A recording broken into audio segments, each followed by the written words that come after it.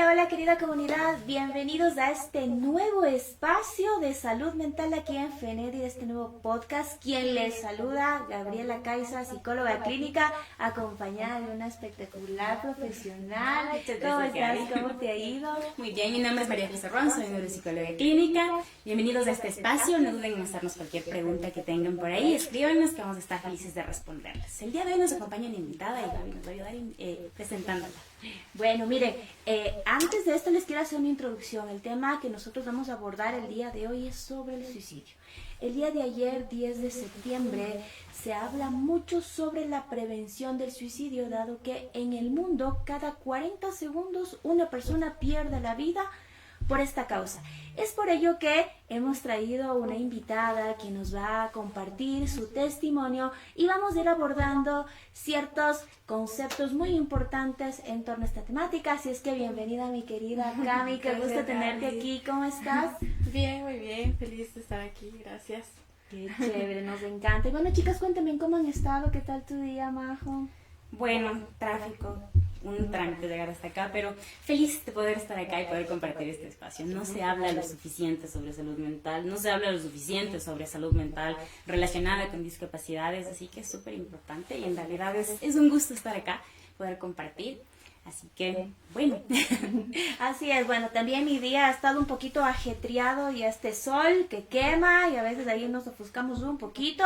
Así es que, bueno, bienvenidos a este espacio, mi querida Cami. ¿Tú qué tal? ¿Cómo has pasado también en estos días? Bien, la verdad. Todo tranquilo. Sí, todo tranquilo. Ah, ya. Bueno, como les decía, el día de ayer se conmemoraba el Día Mundial de la Prevención del Suicidio, ya que no estamos hablando únicamente de números, sino es que estamos hablando de estadísticas en la cual hay una persona, hay un ser humano que tiene familia, que tiene vida, porque normalmente las estadísticas son frías en este sentido. Y algo que nos dice la evidencia científica es que hay que hablar para prevenirlo. ¿Qué tal te ha ido con esta temática a ti, mi querida Majo? Es un tema bastante tabú. A pesar de que tiene su día mundial, a pesar de todo lo que se dice al respecto, sigue siendo poco. Y cuando se dan casos en familias, en realidad no lo mencionan. Son las historias que se ocultan, es de lo que no se habla. Por un millón de temas en el contexto social, en el contexto religioso, un millón de cosas alrededor realmente no se habla. Y hay un millón de mitos. Hay muchísimos mitos al respecto, lo cual hace que este tema sea mucho más difícil de identificar. Si te pones a ver, es más fácil encontrarte con gente diciendo por qué razón alguien que se suicidó no tendría que haber pasado. Es más fácil encontrarte con gente diciendo esta persona dice, nada más amenaza y demás, sin un análisis más profundo. Entonces sí es súper importante hablar, aclarar y acompañar en este tipo de circunstancias a las personas que están a nuestro alrededor para poder identificar qué es lo que está pasando y ayudarles, prevenir, que es lo más importante. Totalmente coincido contigo que justamente esta es una temática en la cual se está muy romantizando. ¿Qué quiere decir romantizar? Algunos dicen a modo poético, se ha suicidado por amor o porque está muy loco o porque es muy valiente o porque es directamente cobarde. Y no es ninguna de estas cosas. Esto es el sufrimiento que tiene una persona y es la suma de muchas circunstancias. Recordemos que esto es multicausal, multifactorial, ya que infiere muchas aristas de la vida para llegar a esto. Entonces, poco a poco nosotros vamos a ir conversando cuáles son aquellas fases, ya que parte de una idea, luego parte de una planificación, parte de intentos, hasta que finalmente llegamos a este desenlace que es totalmente doloroso. Aquí me permito, querida comunidad, comentarles que yo tuve una pérdida por esta causa y realmente es muy dolorosa porque actualmente hay evidencia científica y hay muchas otras cosas que podemos hacer para salvar una vida. ¿Tú qué opinas ahí, mi querida Majo? Es súper fuerte lo que mencionas, especialmente cuando se da tan cerca de casa, porque al final hablamos de personas que hemos conocido, que hemos tratado. Me pasó algo similar. Justo fue un compañero que estudiaba igual psicología conmigo, que también, bueno, se dio la presión del momento de graduarnos y demás, y una serie de cosas que él tenía alrededor. Fue bastante complejo. Y realmente no alcanzamos quienes estábamos alrededor de él, a pesar de haber estudiado la carrera, claro que éramos nuevos, también mucha experiencia no había, a identificar que algo no estaba bien. Yo recuerdo tanto la última vez que le vi que me fue a dejar en la casa y me dijo, bueno, mijitas, cuidarás, me acuerdo que dijo, estaba con una amiga. Y fue la última vez que lo vi. Al día siguiente, bueno, ya recibimos la lamentable noticia y eso sí me puso a plantearme, ¿qué fue lo que no vi? ¿Cómo no noté que algo estaba pasando? Y eso creo que es de la idea que queda en la mente de quienes quedan, pues, después de que estas circunstancias ocurren. Así es importante también recordar que no es que una persona quiere terminar con su vida, lo que quiere terminar es con un sufrimiento. Se los voy a comentar esto como en una metáfora de cómo se siente este sufrimiento. Yo les suelo decir en consulta que esto es como estar en una piscina y no saber nadar. Entonces estás entre que te ahogas y no te ahogas y es un sufrimiento físico, emocional bastante fuerte. Un poco conectándolo con estas experiencias que es similar un poco a lo que nos comenta también María José. Yo tenía una persona, un amigo que lo conocía durante mucho tiempo, compartíamos y por azares de la vida nos habíamos distanciado, ¿no? Porque cambiamos de trabajo.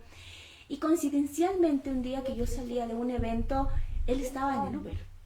Tomó la carrera conmigo, íbamos conversando, me dice, Gavisita, ¿qué tal? ¿Cómo está? ¿Cómo le va? ¿Sabe qué? Mire, me he divorciado, estoy atravesando temas de deudas, me he quedado sin trabajo, la verdad no le estaba pasando bien, sabe que no estoy durmiendo bien. Y eso más o menos le estoy hablando de hace unos 8 años, yo ni por aquí. Entonces sí, sabe que últimamente la vida se ha tornado muy difícil para mí. Sabe que a veces no le encuentro sentido.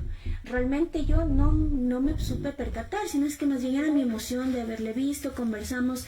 Créanme que al mes llegó esta noticia a mí y fue muy impactante porque digo, pude haber hecho, pude no haber hecho, porque para aquel entonces yo estaba especializándome justamente en esta temática y fue un dolor muy impactante. Pero no solamente eso, no sé tú qué opinas en este sentido, cómo queda la familia, cómo ese tabú que tú decías al inicio, de que todo el mundo en oculto, porque da vergüenza hablar de esto. Entonces es por ello que hablarlo hay que decir, porque hay muchas consecuencias a nivel también de familia, el impacto emocional que genera, pero sobre todo el día de hoy lo que nosotros queremos es romper con ese estigma, romper con esos mitos y también saber que esto es para todos, a todos nos puede pasar.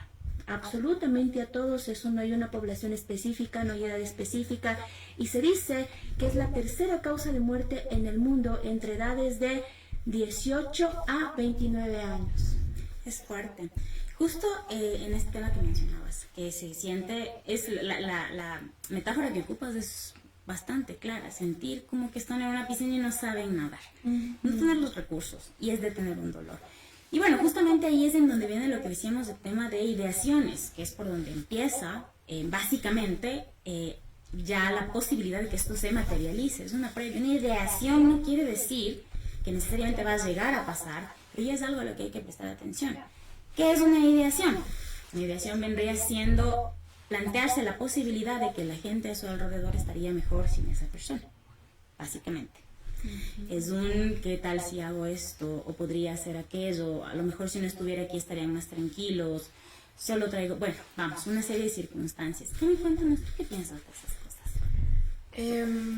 Yo pienso que sí es muy importante llegar, o sea, al punto de romper todos estos miedos también de hablar, porque yo creo que muchas personas no hablan por miedo tal vez a qué le dirán o cómo van a reaccionar el resto, o creo que el simple hecho de evitar hacer sentir culpables a otras personas o ellos sentirse, o sea, como una carga tal vez. Entonces creo que es un poco romper todas estas ideas para poder comenzar a hablar. Creo que ese es el primer paso. Sí, totalmente. Y también a esto hay que considerar que hay muchas causas, ¿no? Por ejemplo, como les decía, el tema de los problemas también tiene que ver con enfermedades a veces catastróficas, tiene que ver también y aumenta la probabilidad en temas de consumo de sustancias psicoactivas o cualquier tipo de drogas. Todo eso es un componente, ¿no? Entonces, como bien lo decía Majo, es una idea.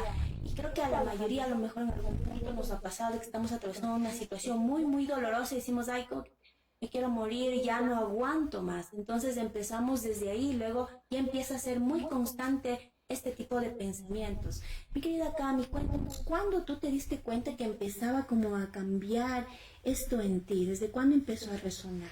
Bueno, yo la verdad una fecha como exacta no es como que recuerde en realidad. Recuerdo ya como momentos muy específicos en donde yo como que ya no tenía ganas de seguir adelante. O sea, como que ya no tenía ganas de levantarme, me costaba mucho. Creo que eso es como, o sea, como que el punto en donde me di cuenta, incluso yo, que no estaba bien, porque creo que llega un punto en donde tal vez normalizamos mucho el estar mal, que ya hasta un punto en donde estamos muy mal, ahí es cuando nos damos cuenta. Entonces creo que también es importante no llegar hasta tal punto para pedir ayuda. Es muy importante lo que mencionas, y aparte, Cami, agradecerte por el valor de venir a compartir con nosotros, porque sé que no es un tema fácil para hablar, pero es muy lindo que lo hagas, porque a veces nosotros podemos hablar desde el lado técnico, podemos decir un millón de cosas desde lo que sabemos, pero otra cosa es alguien que lo sintió en su pecho y que sabe cómo es. Así que gracias por estar tan valiente de acompañarnos. Gracias a ustedes. Sí, así es, de primera mano. Creo que Cami es el testimonio de que cuando nosotros buscamos los recursos, de cuando damos este primer paso, que es hablarlo, que es comunicarnos, hay otras formas de poder llevar este dolor, de ser acompañados, pero sobre todo ya hay más opciones, no aquella opción que se va convirtiendo en una visión túnel, porque recordemos que esto es como una lucecita que va bajando, ¿no? Que se va bajando la intensidad hasta que finalmente hay una visión túnel. Para esto también sí es importante hablar que nosotros no podemos romantizar o minimizar esto y decir, no, mira, échale ganas, que ya vas a estar bien, no te preocupes. Y justamente cuando una persona está empezando a presentar estas cosas, las personas le empiezan a hablarle que la vida es linda. No. Cuando una persona entra dentro de estos cuadros, con estas ideas, con estos pensamientos, su vida empezó a tornarse en blanco y negro. O sea, por más que le digan que la vida es hermosa, en ese momento la persona no lo puede ver desde ese lugar, y es importante validar el dolor de las personas y no dejarlo de lado, romantizarlo o a ponerlo tan simplista con estas cosas, yo les digo tan coach, sin que se ofendan los coaches. ¿De qué opinas? Dale ganas, tú Sí, puedes, ¿no? solo es cuestión de que te sacudas y te pares duro. No es, que eso no es una posibilidad. Esa no es una posibilidad, no se trata simplemente de decir, bueno, sí, ya, hoy me voy a levantar. No tengo ganas de levantarme de la cama. No, sí puedo. No. Químicamente hablando, el cerebro no está funcionando como corresponde. Totalmente. La cuestión es que vamos entendiendo de que desde aquí está el tema. No voy a hablar específicamente de medicamentos en cuestión, pero sí hay que considerar que la medicación, en muchos casos, no sana, porque no sana, la medicación en salud mental no sana, controla síntomas. Eso es algo que hay que tener muy claro. Lo que hace es que nivela un poco la química en el cerebro para que la persona pueda encontrar ánimos de seguir terapia, de levantarse, de trabajar, de mantener sus actividades de la vida diaria relativamente normales a pesar de estas ideaciones. Eso es lo que hace la medicación. Por eso es importante, y no es una mala idea, pero siempre debe llevarse de la mano de la terapia. Eso es importante. Pero la cuestión es que si tenemos un desfase en la química de nuestro cerebro, no es tan fácil como decir, échale ganas y hazlo, porque echándole ganas no va a empezar a producir oxitocina en el cerebro. Entonces es importante considerar eso. Me gusta explicar un poco esa parte porque creo que así la gente comprende mejor, que es como decirle a una persona que tiene un brazo roto, pero mueve. Ya, Sigue, sale, claro. échale ganas, totalmente. No podemos hacer eso, entonces sí es importante considerar eso. Signos de alerta. Hablemos un poco de signos de alerta. Cami, ¿tú cuáles considerarías que fueron tus signos de alerta? Bueno, yo al inicio creo que igual no es como que digo, o sea, bueno, dije directamente como que me quiero morir, sino creo que son como cosas pequeñas, como mencionó Gaby, que tal vez no me estoy sintiendo bien, tal vez estoy pasando estas dificultades, o cosas pequeñas que tal vez no tomamos como tan en cuenta, pero yo creo que eso también sí es muy importante. Sí, Sí, totalmente. Y bueno, un poco hay una metáfora que también les quiero compartir desde este primer momento que les decía que es como estar en una piscina con este ahogo, porque cuando nosotros estamos hablando de temas de salud mental, las reacciones también son fisiológicas. O sea, fisiológicas, el cuerpo empieza a experimentarlo. ¿Y qué es lo que hace el fármaco? Es el flotador que te permite tener un descanso. La psicoterapia es aquella que te permite nadar en la piscina. Entonces, por eso es importante que ambas vayan de la mano, y ahí aquí vienen cambios a nivel fisiológico. Hay mayores crisis de ansiedad, falta de aire, opresión en el pecho, hay una pérdida de apetito, el sueño se ve totalmente alterado, no hay un descanso. También a nivel conductual la persona empieza a aislarse totalmente, empieza a dejar de hacer aquellas cosas que antes le gustaban, y a nivel cognitivo justamente empieza la rumia, empiezan estos pensamientos repetitivos que te envuelven.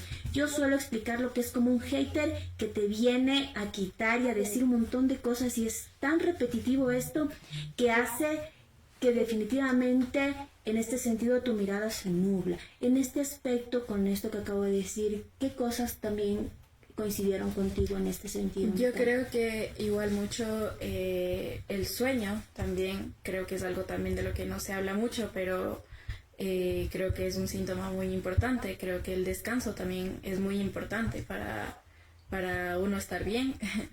Creo que igual también influyó mucho el no poder dormir para mí, porque creo que era un momento en donde tal vez estaba sola y ya no tenía como las distracciones del día, tal vez el ir al colegio o lo que sea. Entonces creo que en ese momento comenzaba yo también como a sobrepensar más, entonces tampoco era algo como saludable, porque o sea, no podía descansar bien. Entonces creo igual el aislarme también, creo que también me llegó a pasar. Un buen punto. Recuerdo mucho en épocas de pandemia, hubo un chat de grupo que se armó a nivel nacional, una sarta de desconocidos habíamos ahí pues, y en algún momento alguien mencionó que no podía más y que en realidad tenía ganas de acabar con su vida, que se la estaba pasando fatal. La respuesta de algunas de las personas que estaban en este chat fue: no vas a hacer nada, el que quiere matarse se mata y ya. A mí eso me sacudió de una forma tremenda, porque es algo que mucha gente realmente piensa. Y yo creo que lo que tú mencionas es un punto clave. Uno no siempre sale y dice: oigan, necesito ayuda. Y sí, da el paso, pero muchas veces sí lo hace. En algún punto pide ayuda. Y si estamos atentos a cómo cambian los comportamientos, a cómo que se está alterándose los ciclos del sueño, si vemos que ya no escucha la misma música, si estamos viendo que sus conductas están cambiando, creo que hay que empezar a hacer preguntas, empezar a interesarse por esa persona, tratar de compartir un poco más de tiempo para demostrarle que es valioso y que importa, entendiendo de que la persona que está teniendo ideaciones suicidas no necesariamente, aparte, se ve bajoneada, quieta y llorando. También se ve extremadamente feliz. Exacto. O sea, y luego está los casos como, por ejemplo, de Robin Williams, que tremendo actor, haciendo reír a todo el mundo, o sea, una persona que no nos podíamos haber imaginado. No podría mencionar aquí está Chester Bennington también, en casos más conocidos, que él sí tenía letras en sus canciones, que yo sí recuerdo haber crecido planteándome: por Dios, de este hombre algo no está bien con él. Claro. Pero Robin Williams no, son dos extremos. Entonces no podemos pensar que porque comúnmente nos enteramos de alguien que dio el paso sin que haya señales de alerta alrededor, esa es la regla, o esa es la norma. Entonces, si hablábamos, como decimos un minuto, de señales de alerta, creo que es importante considerar que si una persona está teniendo comportamientos que se nos hacen extraños, hay que empezar a preguntar, hay que empezar a mostrar interés. Totalmente, hay que preguntar y hay que validar sobre todo ese dolor, ¿sí? Entonces, en este aspecto me gustaría saber, Cami, desde tu experiencia, ¿cómo no se debe abordar esto? ¿Qué no se le debe decir a una persona? ¿No te gustaría? ¿No te hubiera gustado que te digan? Por supuesto, una pregunta. Yo creo que tal vez enojarse con esa persona, creo que es algo que, o sea, yo entiendo que puede ser difícil también para la persona que escucha, pero creo que siempre hay que abordar, o sea, como que abordar el tema con mucha paciencia y amor sobre todo, porque creo que también esas emociones, o sea, como que el enojarse con esa persona de, ay, ¿por qué te sientes así? Si, o sea, si no te está pasando como nada o así, también es un poco esto de invalidar cómo tú te estás sintiendo en ese momento, entonces creo que eso no ayuda para nada. Ajá. Sí, sabes que aquí es una cosa importante y me estaba acordando justamente en poblaciones un poco más jóvenes que le dicen, oye, pues tienes todo, tienes comida, tienes un techo, tienes todo, ¿qué te hace? ¿En la vida has escuchado eso? Por supuesto. ¿Qué razones tienes para estar triste? ¿De qué te quejas? Sabes que yo creo que estamos acostumbrados como sociedad a reducir el dolor, a minimizarlo, porque eso no está pasando mal, así sea una ruptura más, ay, pues sufre así, loco, me duele mi corazón, sí. El otro tema también es pero mira cómo está Pepita Pérez, a ella le está yendo peor y no se está quejando como tú. Mira lo que está pasando, tal otra cosa. También es minimizar. Y es algo que yo siempre les digo a mis pacientes, si te duele, te duele. Así es. Punto. Y se acabó. Y eso es algo que tenemos que aprender como sociedad. Si te duele, te duele. Sí, y creo que también un dato muy importante que hay que hablar también, que poco se ha nombrado esto, y es que también el suicidio no se menciona justamente en personas con discapacidad. Hay estudios internacionales que muestran que las personas con discapacidad, ya sea intelectual, física, sensorial o psicosocial, también presentan un alto riesgo de ideación de conductas suicidas que la población en general. Entonces, esto también es importante empezarlo a nombrar, empezarlo a decir que no es solamente que llega a una población, llega absolutamente a todas, y en todos estos casos nosotros también tenemos que saber abordarlo. No sé, tú en ese sentido también, ¿qué opinas, mi querida Majo? Es súper importante, justamente entre los estudios que vemos que conversábamos un poco antes de empezar, está este que se hizo en Corea, en donde se encontró un porcentaje altísimo de personas con discapacidad que tenían ideaciones suicidas. Se aplicaron test a una población bastante grande, representativa, en donde se encontró que había ideaciones suicidas principalmente en mujeres más que en hombres. Eso tiene un poco de lógica considerando el rol social de la mujer, pero en general la presentación de estas ideas por la falta de independencia, por la falta de facilidad para poder seguir con sus actividades de la vida diaria. Y también en poblaciones entre las edades de entre 30 y 40 años, si mal no recuerdo, y en las edades en la adolescencia, más o menos. En el punto intermedio no tanto, sin embargo, no es que no había casos, sino que simplemente eran menos.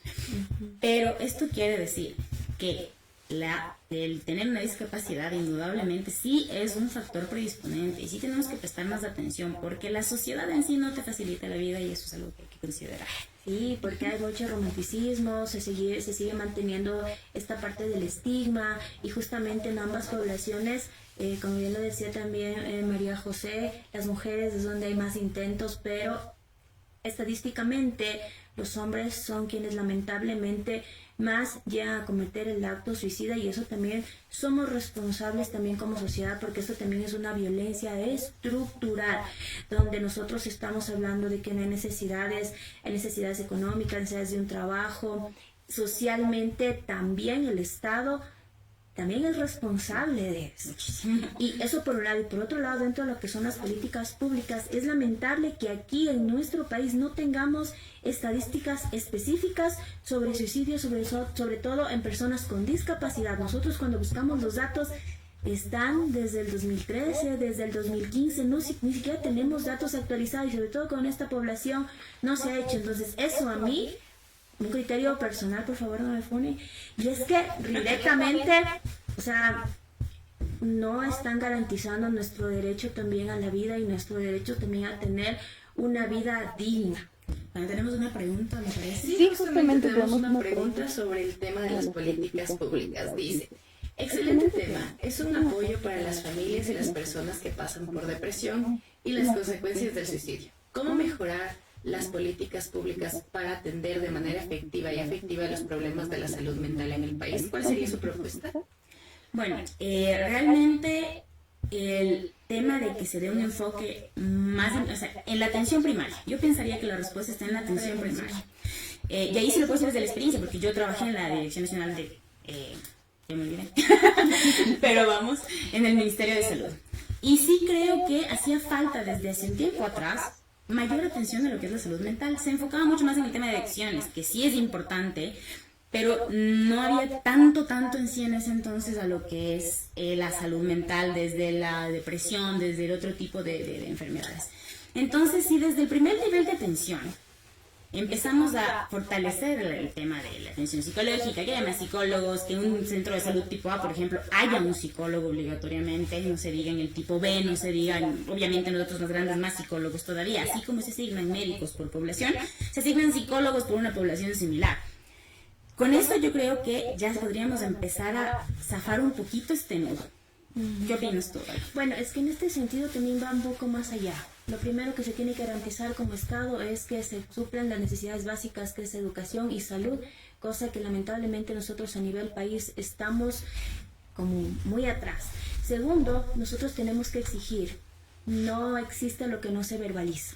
Entonces nosotros tenemos que exigir, porque eso es un derecho a la salud, al acceso a la salud, y que se visibilicen esos temas también hace una incidencia política, porque todavía no se está tomando de manera adecuada la salud mental en nuestro país. De todas las ciudades, la que he visto en la que más se habla de salud mental, que está en el plan de metropolitanos de aquí de Quito, que se ha empezado a hablar un poco más de salud mental, donde ya se verbaliza. Entonces, a nivel de política pública, lo primero que tenemos que hacer todos y todas es exigir ese derecho y visibilizar y, por ejemplo, hablar que hay una necesidad, porque no es solamente que hay un psicólogo.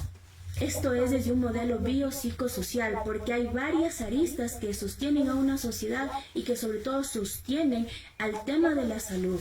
Y lamentablemente a veces yo en territorio he tenido que ver que hay personas que han pedido la esperanza de vivir, pero ¿qué pasa? Que no tienen un empleo, que ni siquiera pueden vivir con $1, que aparte de eso se suman los índices de violencia altos. Entonces, socialmente hay muchas aristas que se tienen que topar desde las estructuras de gobierno para que puedan garantizar eso. Es por ello que cuando hablamos de esto es una problemática importante de salud pública que hay que exigirlo. Ese es el punto, justamente por lo que mencionas. Si hablamos de que el índice de desempleo en este país es complejo. No vamos a entrar en política porque no vamos a entrar en política. Pero sí es importante considerar que si hay un índice de desempleo alto, si es que el acceso a la salud en general es complicado, en realidad no podemos hablar de un cuidado a la salud mental en general. Por eso es lo que mencionaba yo. Si tenemos un sistema de salud que funciona, en donde se puede tener acceso gratuito, como dice la Constitución, a la salud, entonces es más fácil para una persona acceder a este tipo de servicios, buscar ayuda a tiempo y recibir la atención que necesita para poder prevenir. Entonces, esta sí es una deuda que tiene el Estado, yo creo, con la población en general. ¿Tú qué opinas de esto, mi querida Cami? ¿Qué has visto tú desde tu perspectiva, desde tu opinión? Claro, creo que yo también puedo hablar desde tal vez del privilegio que pude obtener como ayuda también profesional, pero muchas veces no es así. Entonces creo que también es muy importante como la educación sobre esto, o sea, que sea algo como muy fundamental enseñar también sobre salud mental. Creo que eso es muy importante. ¿Había una pregunta? Sí, justamente tenemos otra pregunta. Bueno, primero agradecer a la audiencia. Tenemos saludos desde Manaví, tenemos saludos desde Bulgraguas, desde Ventana. Muchísimas gracias por siempre estar al pendiente de nuestras transmisiones en vivo a través de Facebook Live de Tenerife. Por lo general, las personas tristes son las que han tenido problemas. ¿Qué pasa con las personas que siempre están felices y terminan quitándose la vida? Como familiares y amigos, ¿cómo podríamos saber que ellas estaban teniendo problemas si nunca tuvimos una alerta? Bueno, lo que primero que nada, todo es a través de la observación. Podemos ver a alguien que tenga el mejor sentido del humor, pero sin embargo ella empieza a compartir menos con nosotros. Primera señal, aislamiento, que a lo mejor ya no está con tanta energía, con tanta vitalidad como antes, que específicamente empieza a aislarse, pero ojo, resulta que alrededor de esta persona que siempre sonríe, está atravesando un divorcio, está sin empleo, está pasando por una decepción amorosa, ha pasado una situación de violencia, ha pasado un accidente, ha pasado una situación, por ejemplo, de robo, que puede ir impactando. Entonces, muchas veces a esto se les llama conductas evitativas, es decir, que se nos dificulta exponer esta parte y esta sensibilidad. Y ojo, no quiere decir que a lo mejor no sienta tristeza porque está sonriendo. Con el solo hecho de tener una falta de energía, eso ya es una sintomatología de tristeza y muchas veces es un dolor que está ahí. Y esto es partiendo desde otra metáfora, es como tener una piedrita en el zapato que al principio como que duele, pero luego incluso nosotros nos acostumbramos a estar con esa piedrita. Cuando la persona empieza a hablar de la vida, empieza a hablar de la muerte, cuando empieza a ver estas señales o quizás hasta a regalar ciertas cosas significativas y te dice, mira, esto, eres importante para mí, empiezas a notar, pero sobre todo es observar todas las aristas, todo el comportamiento. La conducta nos da muchísima información de quién se alejó, con quién tuvo esta dificultad y también a esto sumarle si es que la persona ha empezado, por ejemplo, a beber mucho más. Ya a salir, entonces todas estas suelen ser conductas de escape, entonces hay que ir con esta parte clínica, en este caso como profesional, pero ustedes como familia, personas cercanas, más o menos ya les van conociendo cuál es el comportamiento de esa persona. No sé tú qué más tengas que agregar, mi querida Majo. Realmente creo que lo que mencionas es súper importante, pero a mí me gustaría resaltar lo que dijo Cami. Sería buenísimo que desde la educación nos empiecen en casa y en las instituciones nos empiecen a enseñar a reconocer ciertas cosas. En casa podemos aprender a preocuparnos por las personas que queremos. Exacto. No nos quita nada mandar un mensajito, hola, ¿cómo estás? ¿Qué tal va tu día? Hay personas que están en una tristeza grandísima y justamente he detectado casos en que son quienes más se ríen, que ellos tienden a escribir. Ellos no dicen, oye, estoy triste, ayúdame, sino que ellos escriben, ellos buscan. No piden ayuda en algunos casos, más bien es un hola, ¿cómo estás? Se interesan. Pregunta de vuelta. Tómense unos minutos. La vida es súper ajetreada, no tenemos tiempo a veces ni para nada, pero tómate unos minutos para preguntarle a la persona que te escribió de la nada, ¿cómo está? ¿Qué tal va su día? Mándale un mensaje diciéndole que te importa esa persona que te importa. Digamos lo que sentimos. Nos hemos vuelto súper herméticos. Y de repente decir que quieres a alguien es señal de debilidad, qué sé yo. No, yo creo que si es que a mí me importa alguien, si yo le quiero a esa persona, no está de más mandarle un mensaje y decir, oye, me importas, te quiero, acá estoy. Si estoy para vos, cuando me necesites. Porque el ratito que las ideaciones empiecen a presentarse y es no sirvo para nada, no, nadie quiere estar conmigo, yo soy un peso, viene a la cabeza en algún punto o va a llegar ese mensaje capaz en ese punto en el que, a esta persona sí que le importa. Hay alguien. Sí, eso es muy importante. A veces capaz no tenemos tiempo de observar, porque eso puede pasar. Pero demuestra lo que quieres, lo que sientes. ¿Qué te parece, Cami? Sí, ¿qué podemos hacer? Sí, creo que igual el hablar es de personas muy valientes. Creo que eso puede llegar a costar mucho. El primer paso creo que siempre va a ser el hablar. Pero claro, creo que también es importante para las otras personas que estamos alrededor el poder escuchar y también como que el decir cuánto apreciamos a esa persona, algo que tal vez como que ya lo damos por hecho, pero tal vez esa persona necesita escuchar eso y eso creo que puede salvar una vida. Sí, totalmente. Miren, es un tema que nos conmueve, es algo bastante fuerte, se lo ve desde algunas aristas. Entonces cuéntanos ahora sí un poco más a profundidad, mi querida Cami, tu testimonio, cómo fue este proceso, qué hiciste, quiénes fueron las personas que te acompañaron. Bueno, yo puedo decir que no ha sido un proceso corto, ha sido un proceso bastante largo, creo. Creo que también es importante resaltar que no siempre va a ser un proceso lineal, que ya voy a estar bien como que de un día para el otro tampoco. Creo que pueden haber como subidas y bajadas, pero creo que es muy importante contar con una red de apoyo para que la persona se sienta acompañada en este proceso y que también bueno, yo tuve la suerte de que también mi familia se haya involucrado bastante en eso. Entonces, creo que eso es muy importante, muy lindo también, como que el saber que hay personas que están ahí, que tal vez en ese momento tú no lo ves así, o tú ves que tal, o sea, puede que yo veía como que todo lo malo, o sea, como que tapaba todo lo bueno, así haya sido menos lo malo que lo bueno. Entonces creo que es muy importante también contar con personas para que te hagan ver un poco sobre las cosas buenas que tal vez en ese momento tú no las ves. Se te dificulta, sí. ¿Cómo fue tu proceso? Un poco entiendo que Cami también fue fuerte el caso de ella que llegó a un internamiento. ¿Qué pasó ahí? Bueno, yo más o menos aproximadamente como hace un poco más de un año tuvieron que internarme porque yo llegué a un punto en donde ya como que no me importaba como que el hecho de morirme. Entonces yo la verdad creo que fue algo muy bueno, muy necesario también, porque creo que eso me ayudó, me permitió como compartir también experiencias con otras personas, conocer un poco más sobre otras personas.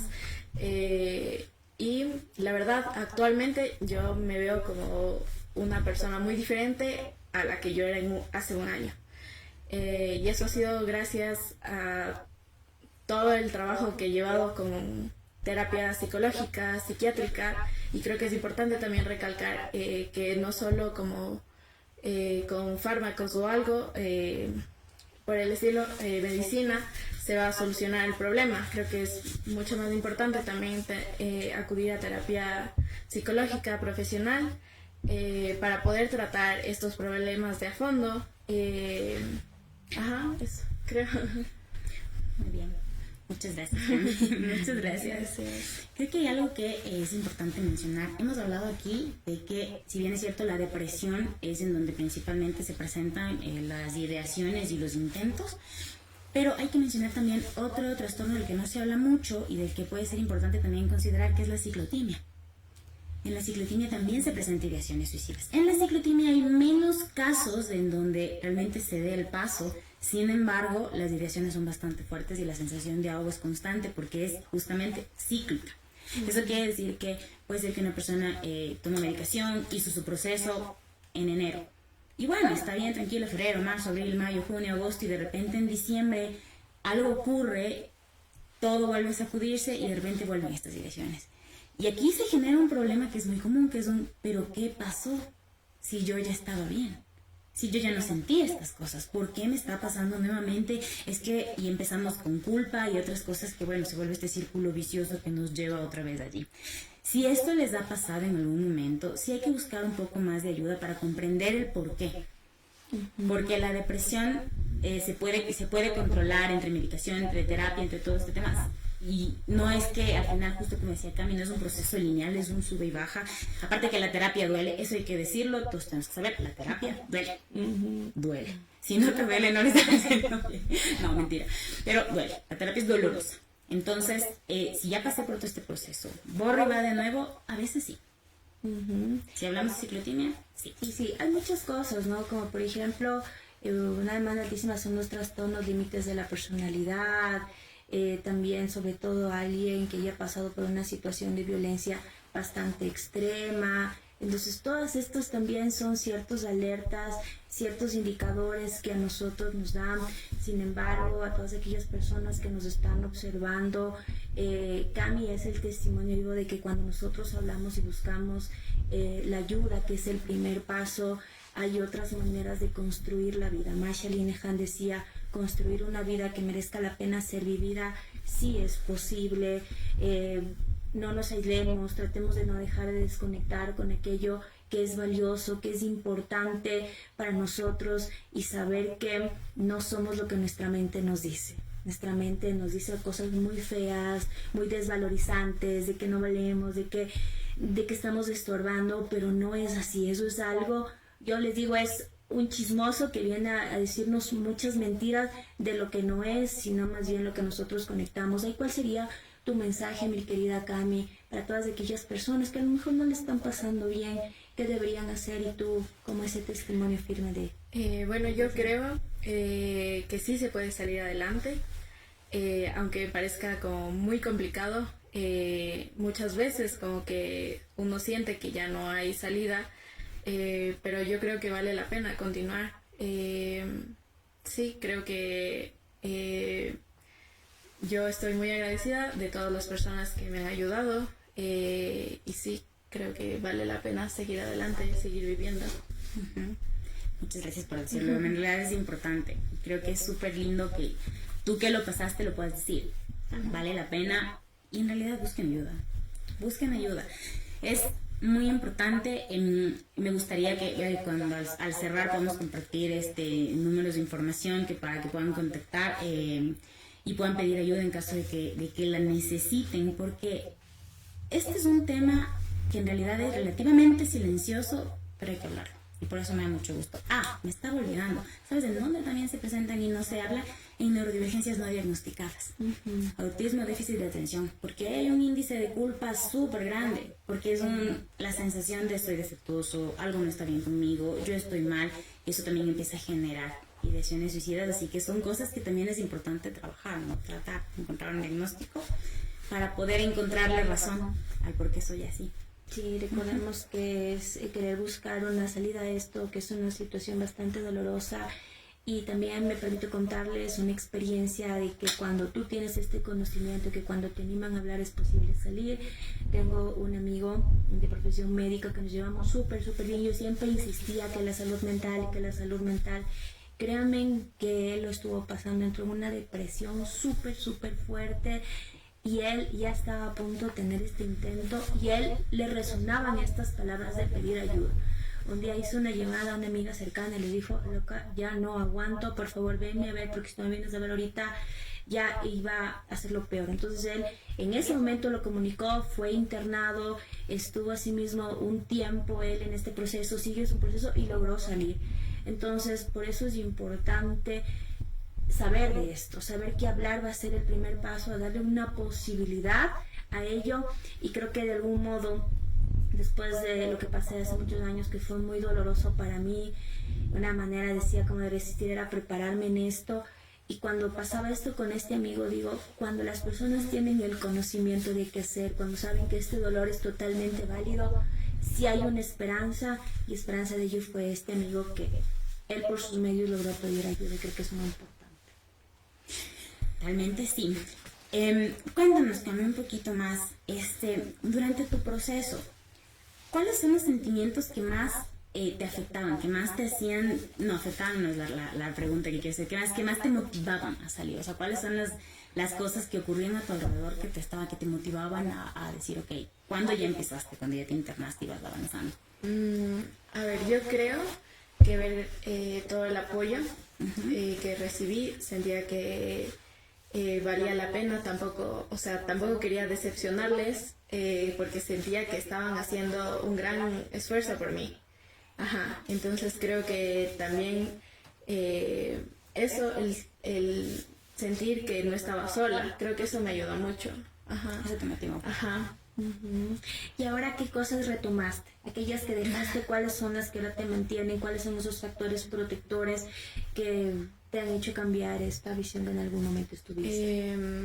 Yo creo que un poco también el salir, el compartir con amigos, amigas, creo que eso me ayudó también bastante. Creo que igual sí llegué a un punto en donde me aislé mucho. Entonces creo que también retomar esas cosas, o cosas simples tal vez como que me gustaban hacer antes, tal vez dibujar o cosas, o sea, siento que son como muy simples, muy pequeñas, pero creo que son muy importantes porque son cosas pequeñas que, o sea, que nos llenan a cada persona. Te dan alegría. ¿Qué te gusta hacer? No, es que no tiene tiempo. Date 10 minutos, siéntate, haz lo que te gusta hacer. ¿Te gusta dibujar? Dibuja más que dibuja más, no importa. No importa. Si te gusta, hazlo. Esas cosas se iban alimentando y en realidad motivan. Me alegra mucho que estés volviendo a hacer esas cosas que te gustan. Sí, así es. Bueno, hay algo que se habla desde la terapia de activación conductual y yo así mismo lo digo un poco, me gusta hablar en temas metafóricos.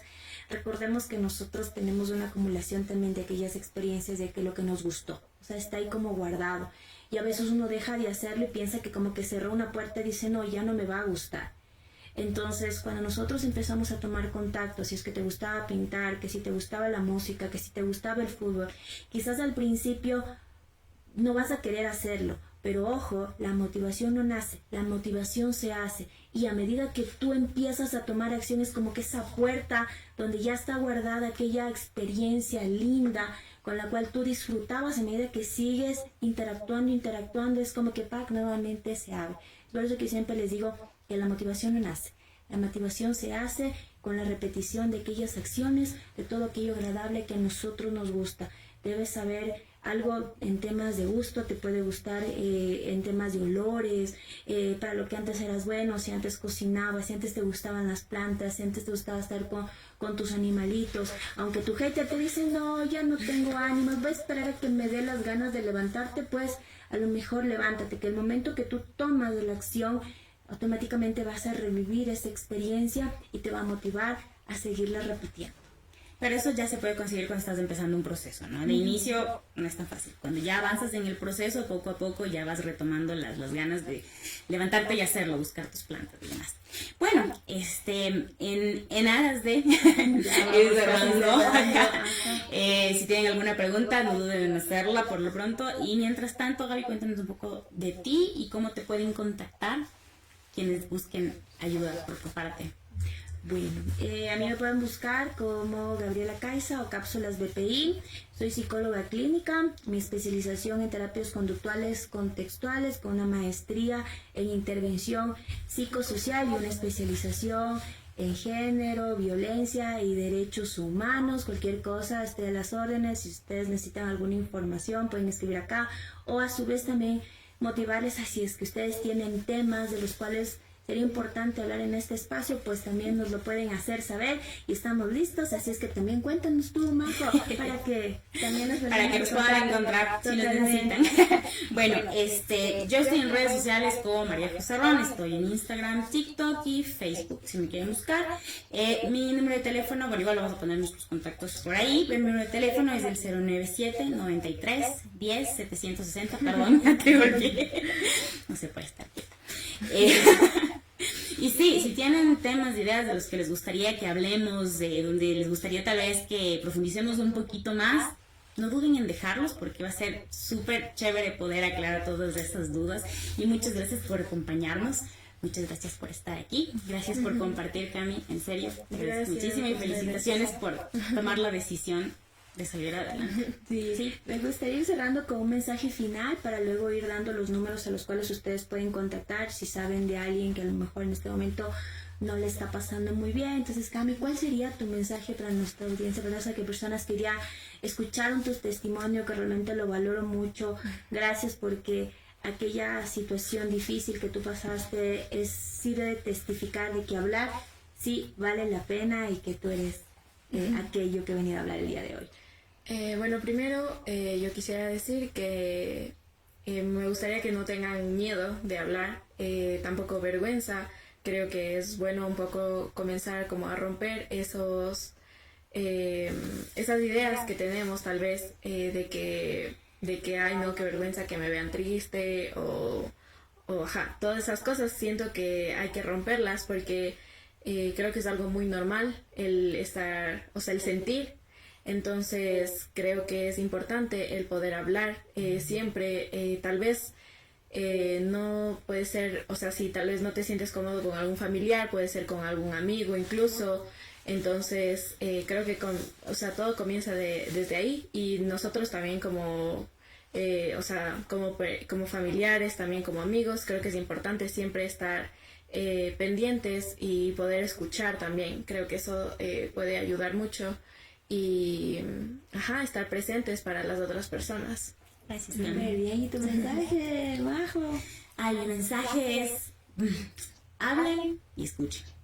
Y cuando escuchen, no escuchen pensando lo que van a responder. Realmente escuchen de corazón. Ese es mi mensaje. Sí, totalmente. Sobre todo tratemos de no minimizar, de no estigmatizar y sobre todo también de no juzgar. Así es que si en este momento hay alguien que nos escucha y está atravesando por una situación difícil, también queremos decirles que no están solos, que por favor pidan ayuda, que hablen con alguien de confianza y que también pueden ustedes contactarse a las líneas del 171, opción 6, o al ECO 911, opción 9, aquí en la ciudad de Quito. Bueno, ahora contamos con una red de psicólogos a través de una llamada en línea y también buscar esta ayuda.